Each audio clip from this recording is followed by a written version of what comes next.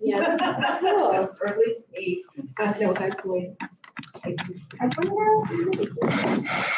Do you want to bring your computer around? Yeah, I think if we plug it in, because I think that was the thing last time. We had it plugged in, and then it just like, oh shit, yeah. This, yeah. Okay,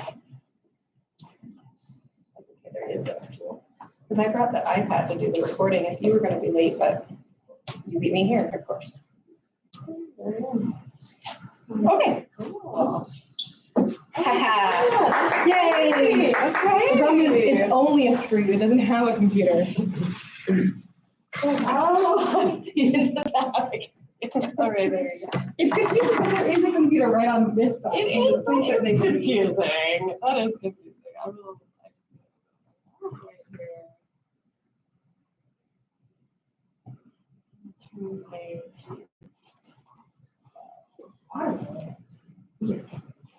Why really?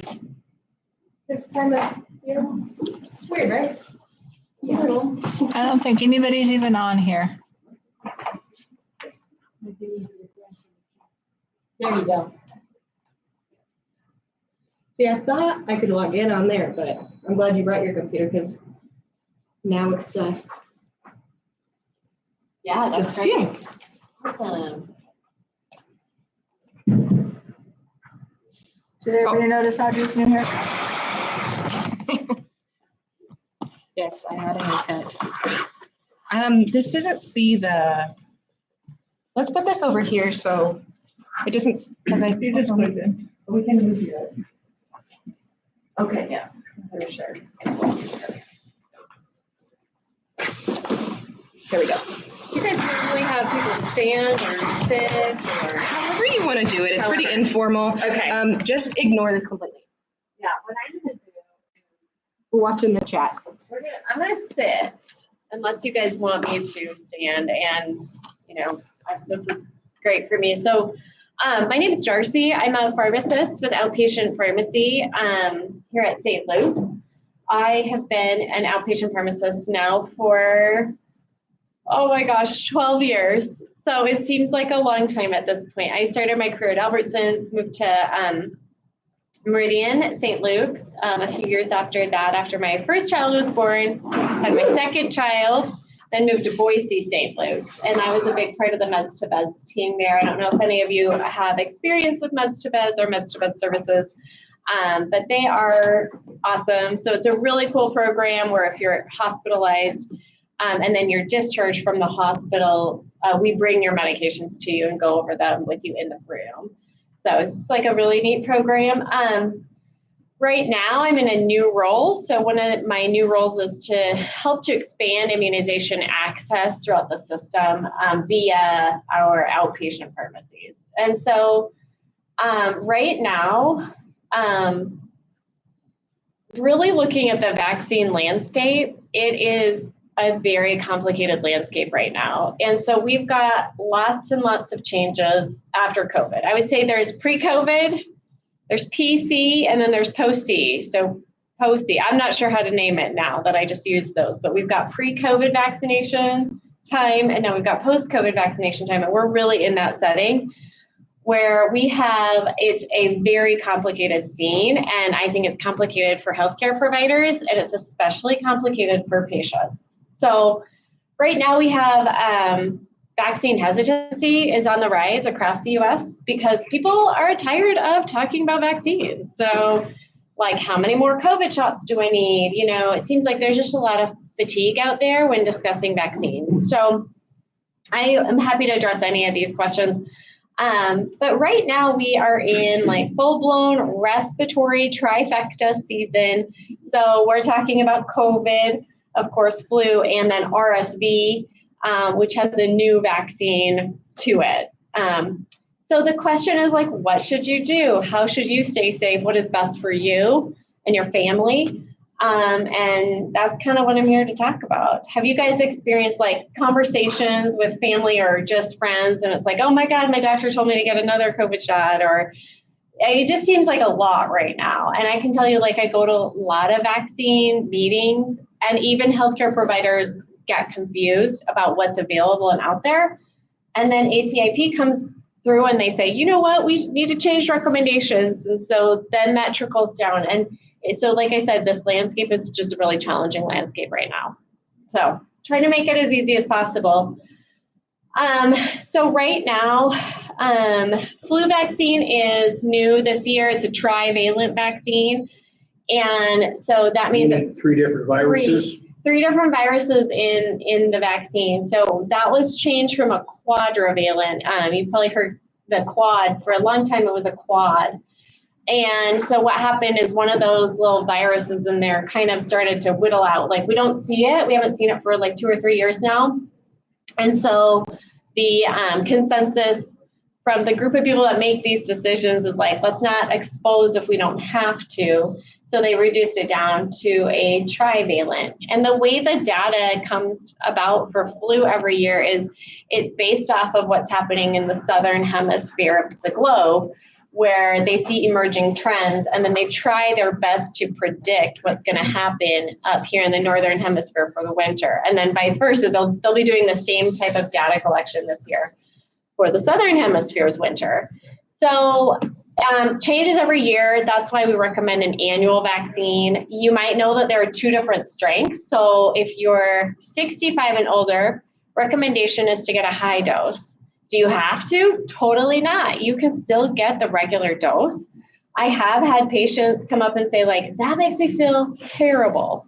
Can I just get the regular? I'm like, yes, absolutely. We are not here to dictate that you absolutely need the high dose. It is recommended. And the problem with when we age is, you know, as you start to age, your immune system isn't as active as it used to be. So it's like, it's not recognizing everything that it needs to recognize. So in order for you to build the proper immunity, sometimes you just need a little bit of a higher dose for that exposure. And so that's really what the studies have shown in the case of the high dose flu, is that the results are better.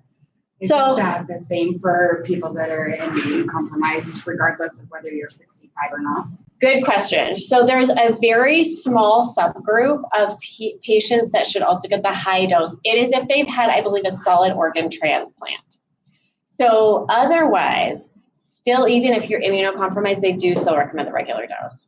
So it's a very specific. In fact, I just had a patient that was like, no, I swear I'm supposed to have the high dose. And I'm like, gosh, okay, I vaguely remember hearing something about this. I had to look back into the guidelines, and yeah, it's a very small subset. Now, whether that would be covered by your insurance or not is another question. So that might be like a prior authorization thing that probably needs to go through your doctor's office. So then you start to get it becomes less accessible, right? So you have to go to your provider to get that. You can't just go into any retail pharmacy to get it, and there are those issues there. But yes, very small subset of patients that are less than 65 that can get the high dose as well. Super good question. So the other question here is, like, who should get it? Virtually everybody 6 months and older is eligible for this, unless you have like an actual allergy to a component of the vaccine.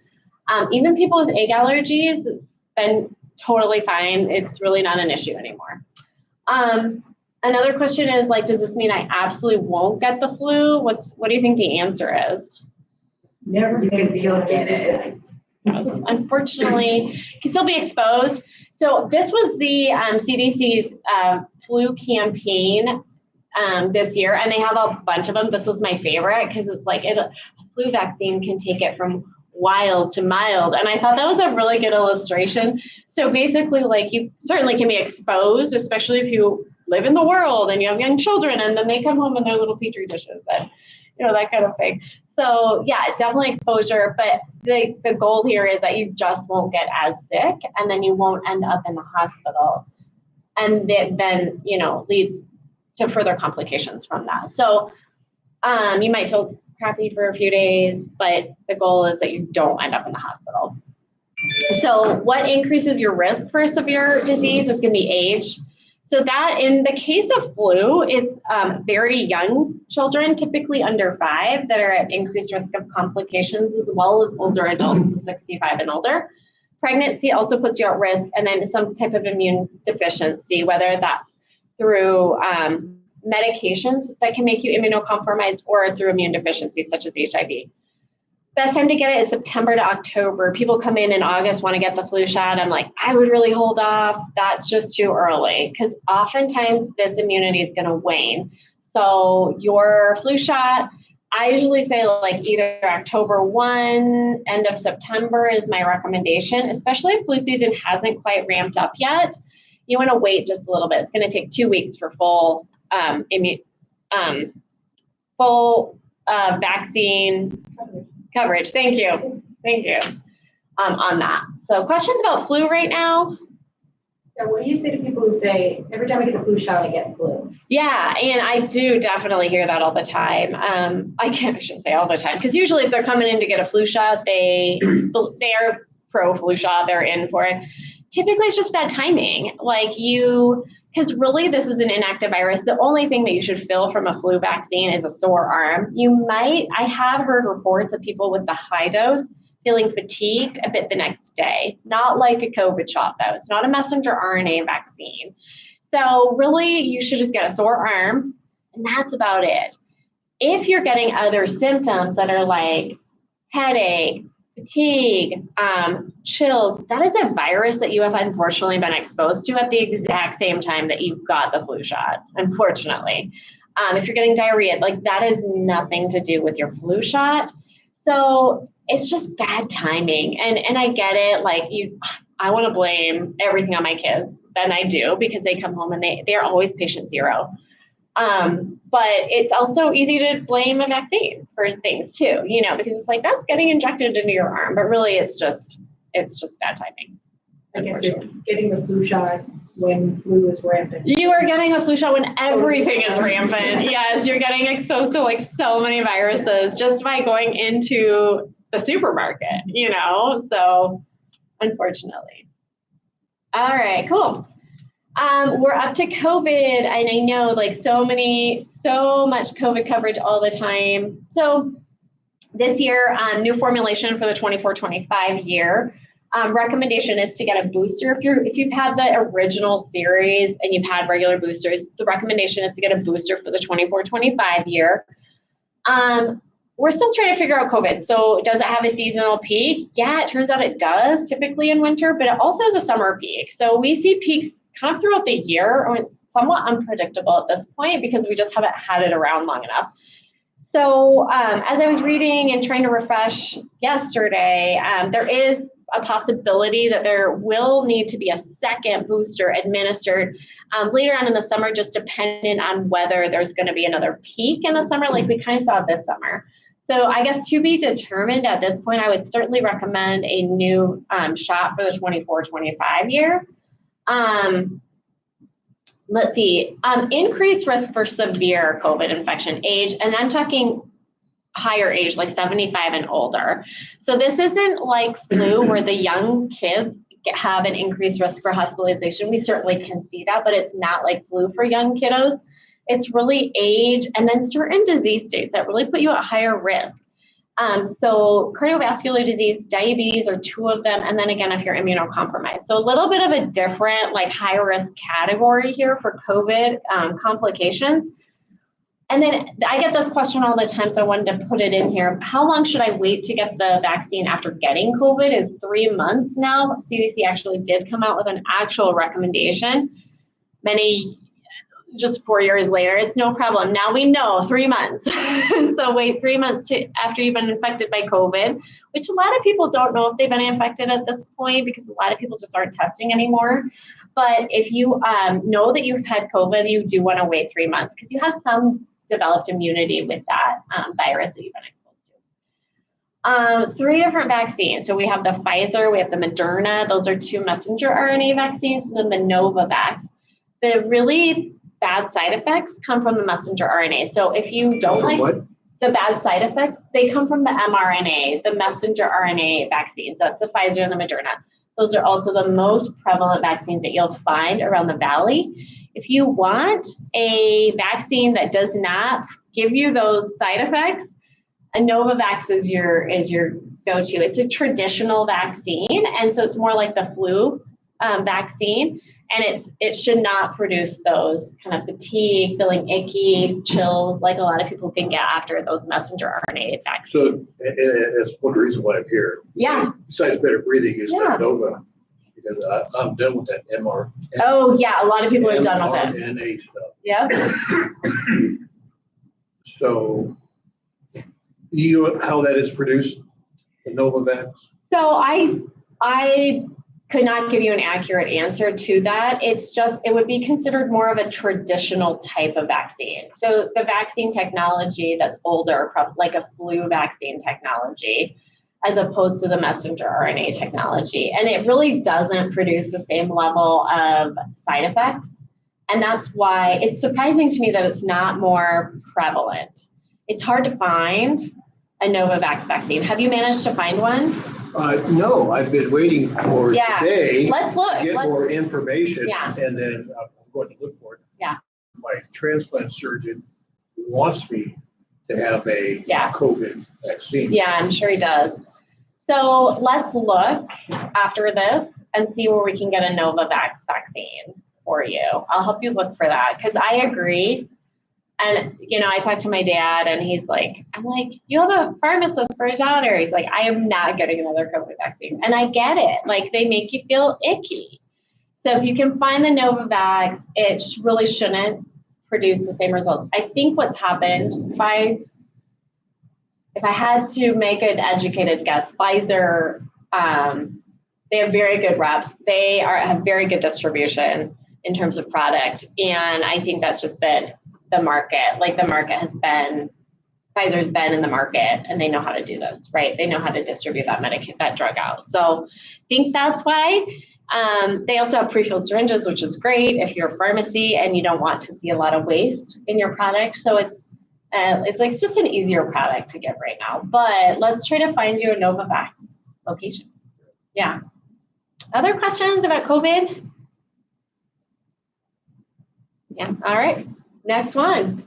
RSV. Is used with, if you've had the Pfizer of switching in? No, if you've had the original series, by that I mean like a long time ago, and a lot of people have kept up with like a booster here and there or whatever, or not, like no judgment at all in this room.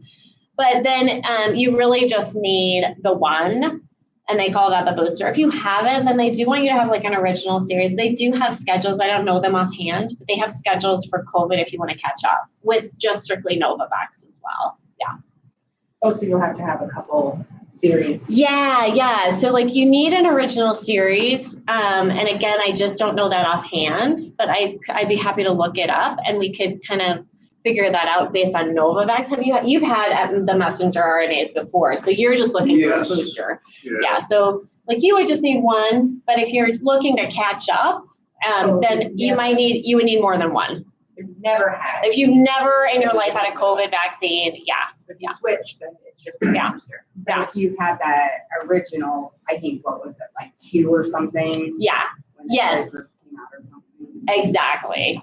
Then you're considered like you've had the original series, some exposure, and so then you would just need the booster at that point. If you've never had it, can you do the Nova? Yep, you can. And that's what I was wondering. So let's do this too, is let's look up the schedule for the Novavax and see how, if you want to start the series, how you can do that with Novavax. Yeah. And then we got to find it. What's the other thing? Because I know, so I think the reason you're asking like that is because of the issues with the Pfizer, right? Well, I don't know anything about that. I'm not a big fan of vaccines because one and only time I ever got the flu shot was the sickest I'd ever been. Yeah. I've never had a flu shot since. Yeah. I haven't had the flu in 30 years. Exactly. So, and again, I just want to, I am not here to try to change your mind or force you to get a vaccine, just so you know. But if there are things that you do want to get, if there are particular vaccines that you are interested in getting, I'm happy to answer those. And I know my mom and I, we both have done the COVID stuff. Yeah. But I know for my mom, like, she is really sick after she gets them. Like, yeah. and it's not because she's been around somebody. No, it's the vaccine. It is. It's the vaccine that'll make, and it's not everybody. Like some people just react very much more sensitively to it. There are other vaccines like that, like Shingrix is another one.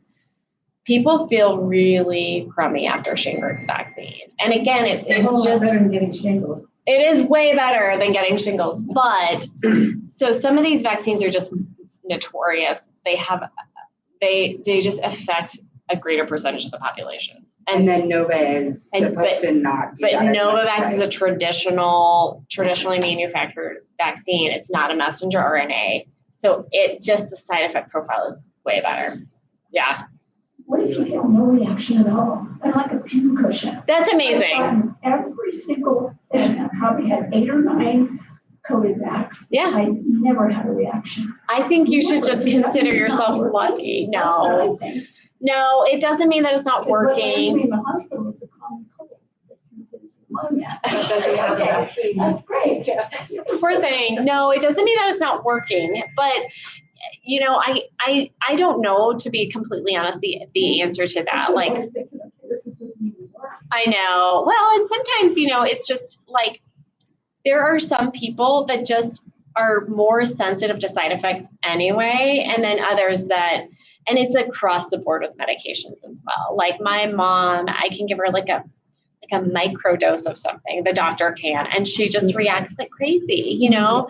So it's really individualized as well, but it doesn't mean that it's not working. Okay. Yes, no, I would just consider yourself lucky. Yes. I found the Novavax on the CDC. Oh, you did? Yeah, so if you've never been vaccinated before, Okay. 2-dose series, 3 weeks apart. Yeah. And then if you have been previously vaccinated, then you just need a booster with it. Yeah, that booster. Okay, so the answer is that. So if you want to get caught up, so to speak, just one Novavax, wait 3 weeks or probably slightly longer, and then, then you're good to go. Sweet. Thank you for looking that up. But only certain places have it, right? You have to. Yeah, it's not. Yeah, St. Luke's, I can tell you, I advised to carry that in St. Luke's pharmacies. And then I don't know what happened. They didn't.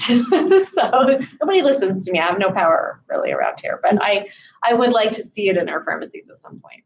And then if people want to look it up, like if they're going to watch this video later and they want to look up where to find the Novavax, manufacturer. You go on you type manufacturer's website.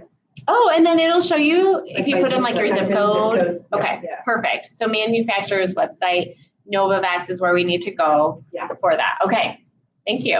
But we're gonna do it here. Novavax is the manufacturer? Yeah, Novavax is the manufacturer. So we're gonna do that though here, you and me, because I really want to get you there. All right, let's talk about RSV. So RSV is respiratory syncytial virus. There's a new vaccine with this. This has been years in the making, and it's great for kiddos. So for littles, like I'm talking less than a year, they can get very, very sick from RSV, end up in the hospital. There's a high morbidity, mortality associated with that. So basically, why did I even put this in here? There's also a vaccine for patients older. So any adult 60 to 74 and all adults 75 and older. So 60 to 74 with increased risk for severe RSV. And I will list those for you. And then any other adult 75 and older is eligible for this vaccine. This is a once in a lifetime vaccine. At this point, it is not seasonal. So that's a really confusing part of it. It is preventing a seasonal disease, but it's only a once in a lifetime vaccine at this point. So question is, when should you get it? You really can get it at any time. For best immunity, they're suggesting that you get it late summer. I meant late summer, early fall. But really, what I would recommend is just anytime you're going into the pharmacy and your pharmacist has you there and they want to get a vaccine, you can get your RSV at the same time. Remember, only one. Don't get more than one. So I have a question here. I got my RSV vaccine last year. Should I get another one this year? No, you're good. Can you get this vaccine with the others? The answer is yes. All these vaccines that I'm talking about, you can actually get together. Whether you want to or not, it's totally your own decision, but you can get them all together. So I'm going to say if you're in this category 60 to 74,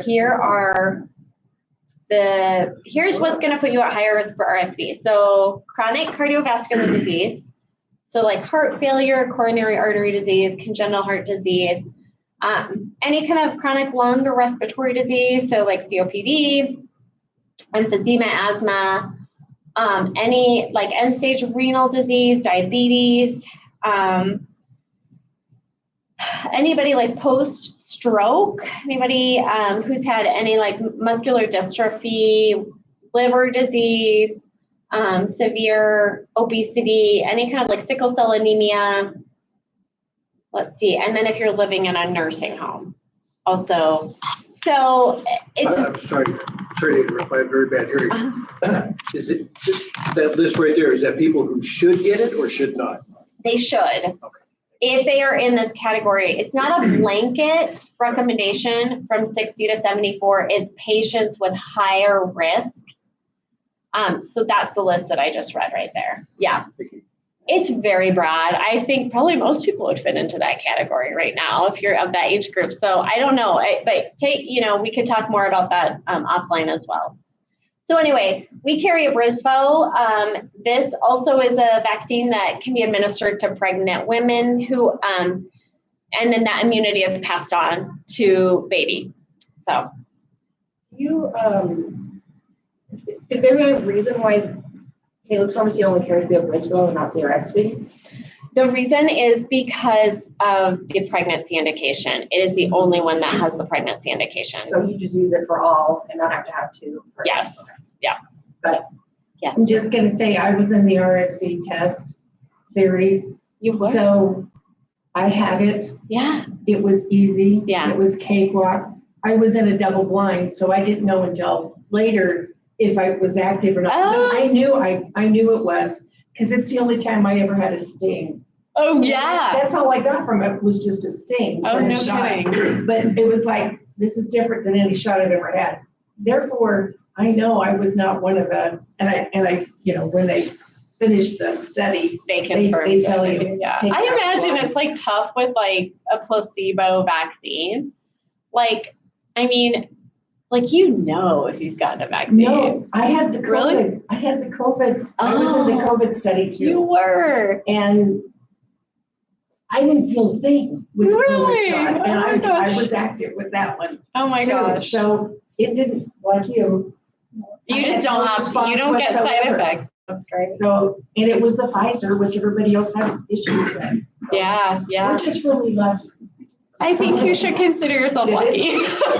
I was in my bed like with my sheets over my head, and so yeah. Yeah. Oh, that's Oh my good. gosh. That's great. Yeah. Guys. You guys are lucky for sure. All right.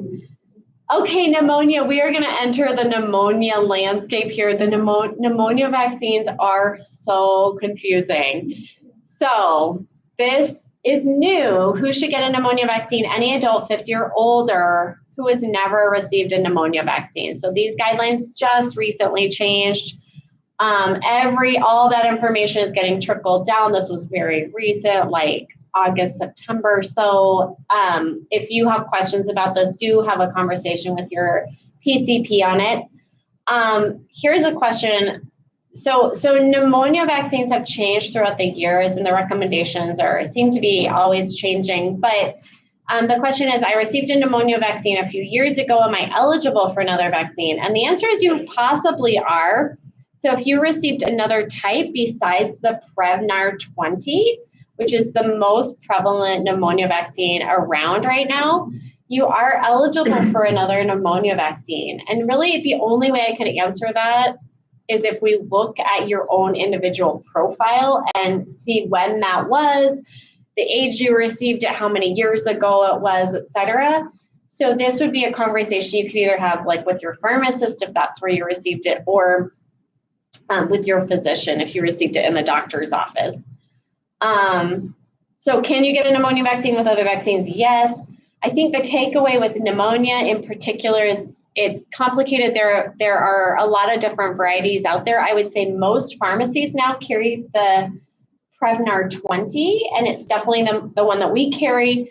It's just got a much easier series to it. And so if you are curious if you need the Prevnar 20, I'm happy to take a look at your profile, and we can go from there and decide. So that's really the takeaway. It's a very short slide because we can get into the weeds for sure on it.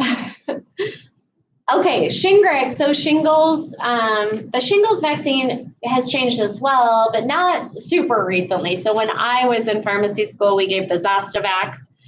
And now we are here with a new vaccine called Shingrix, which is more effective than Zosta was. So this vaccine is for adults aged 50 and older. It's a 2-shot series, and you need to get your first shot like day 0, and then 2 to 6 months after that is that second shot. I've heard the side effects are intense. Is this true? Yes, definitely. Some patients can get not feeling good. Not over here. This side of the room is exempt from feeling crummy from many vaccines. They are lucky. I will say, like, my boss just got this. I don't think he would mind if I used him as an example, but he definitely, like, that even the first shot he had, kind of like just a malaise about him, so he took the day off. It was one of those days for him.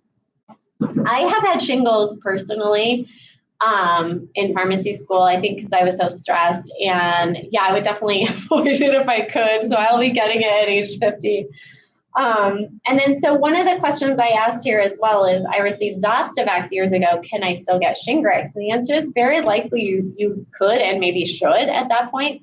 I think a lot of it depends on when that was, but it hasn't been around for many years. And so if you're eligible for that Shingrix series, I would recommend doing it. Yeah. So I had the old. You had Zosta? I had that, and then I got shingles. Oh, you did? Yes, just last year. You And so did. my big question is, should I now get the new one because I've already had it? Does that make a difference, or? You certainly could. I would talk to your provider about it.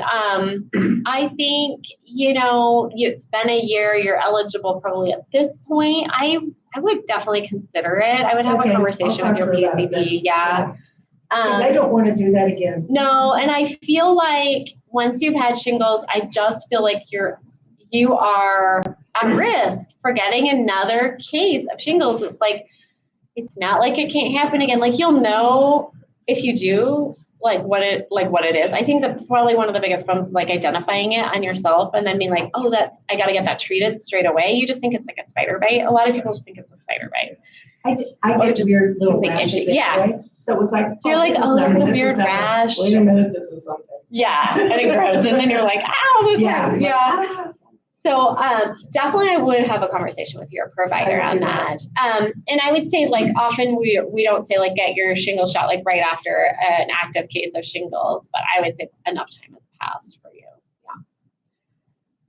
Yeah. Okay, so do we offer vaccines at St. Luke's? So we didn't for a really long time, and now we do.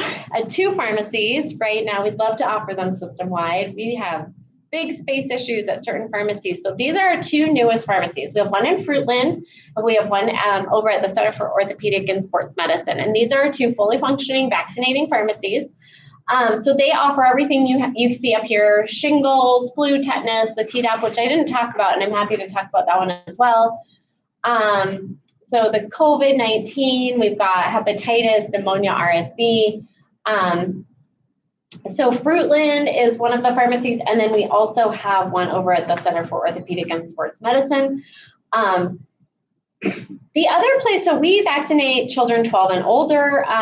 The other place that we vaccinate our patients are these little in-clinic pharmacies. So we have 2 that are operational right now, one in South Nampa and one over at Cloverdale, the Cloverdale Clinic. And these pharmacies are located within the clinic, and they do offer a very limited formulary of medications, but if you see your doctor, you can just pop right over to the pharmacy and get certain vaccines within that time frame as well. So it's pretty handy.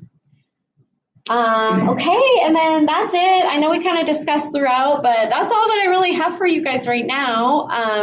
But I really appreciate your attention, your time, and this discussion. Yeah. So if somebody wanted to go like to COSM to the downtown to get that vaccine, do they need to make an appointment? No. Just walk in. Just walk in. Yeah, they'll take the walk-ins right there. And then same with Fruitland as well. So we're happy to accommodate at those 2 locations. I think it's important also to know which vaccines you can get where. So there are 3 vaccines you have to get at a retail pharmacy if you're a Medicare patient. Number 1 is the RSV. That's a Medicare only payment. Number 2 is Shingrix, Medicare only. And then the Tdap, which is the tetanus, diphtheria, and pertussis vaccine. So that one you also have to get. If you're a Medicare patient, you have to get that also at a pharmacy. They just won't pay for it in doctor's offices, which is weird, but they won't. They don't pay for it at the doctor's office. They do not. No, there are some that they do.